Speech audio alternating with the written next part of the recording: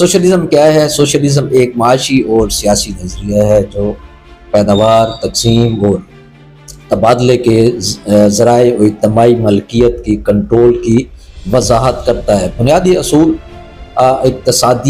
اقتصادیت اور سماجی فروغ دے رہا ہے، مساوات کو۔ اس بات کو یقینی بنانا ہے کہ ہر ایک کی بنیادی ضروریات پوری ہوں۔ سوشلزم چاہتا کیا ہے؟ دولت اور طاقت کو تقسیم کرنا چاہتا ہے، جس کو ہم کہہ سکتے ہیں کہ redistribution of wealth and power. استحصال کو ختم کرنا چاہتا ہے، بازاروں کو، مارکیٹ کو منظم کرنا چاہتا ہے، جس کو ہم کہہ سکتے ہیں کہ regulate market to prevent exploitation. صحت کی دیکھ بھال اور تعلیم جیسی ضروری خدمات کی فراہمی کو وہ یقینی بنانا چاہتا ہے، جس کو ہم کہتے ہیں کہ provide essential services and like health care and education.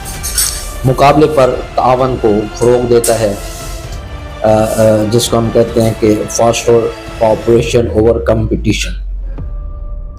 دوستو، سوشلزم کی اقسام اگر ہم دیکھنا چاہیں تو وہ یہ بن سکتی ہیں کہ ڈیموکریٹک سوشلزم، جیسا کہ نارڈک ممالک میں ہے، مارکسٹ لیننزم، جیسا کہ آپ نے USSR میں دیکھا، اور مارکیٹ سوشلزم، جیسا کہ آپ چین میں اس کا آپ ماڈل دیکھیں۔ سوشلزم کے فوائد کیا ہیں؟ یہ ہم بات اگر دیکھیں تو آمدنی میں عدم مساوات میں کمی، سماجی خدمات تک رسائی میں اضافہ، اور مزید یہ کہ کام کے حالات میں بہتری کے جو چیلنجز موجود ہیں ان کا خاتمہ، غیر مؤثر وسائل کی تقسیم، محدود انفرادی آزادی، اور آمریت کے لیے ممکنہ نفاذ اور کامیابی کے مختلف درجات کے ساتھ سوشلزم عالمی سیاست اور معیشتوں کی تشکیل جاری رکھے ہوئے ہے۔